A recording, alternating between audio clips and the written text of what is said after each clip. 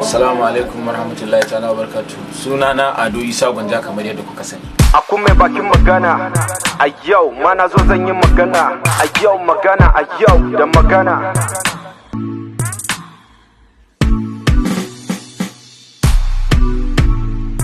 To ni ra'ayi na ɗaya ne. Har yanzu tafiya ake. Ni ban gano matsala a riga ɗaya ba. Rashin matsalar riga ɗaya kuma shine tunda tafiya ake yi abu ya zama kamar series har yanzu ba a tsaya ba.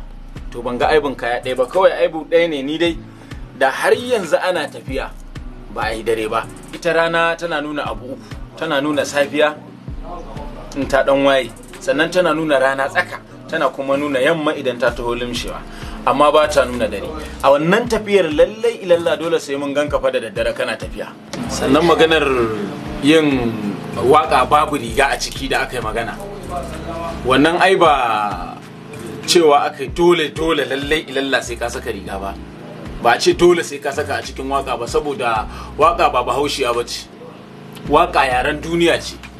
So saboda haka shi kuma music ba wai cewa aka yi dole lallai ilalla sai ka yi abin da wasu mutane kaɗan za su ji daɗi ba, abu ne kake na mutane miliyoyi za su ji daɗi. To saboda haka in bai yi wa mutum ɗaya ba zai wa mutum dubu.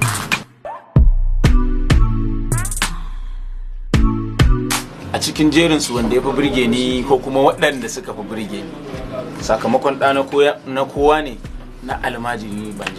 Na ji daɗinsa sosai saboda an tuna wa mutane abin da yake musu kaikayi, an so musu. Na biyu kuma na fyaɗe na mata ba. Magana na kiya kan fyaɗe, wani katin ba za ya biyar ka ya fyaɗe, kana ji kana gani amma kana tsoron fade. Ni kan ba na so a taɓa mace. Akun mai bakin magana a yau ma na zo zan yi magana a yau magana a yau da magana.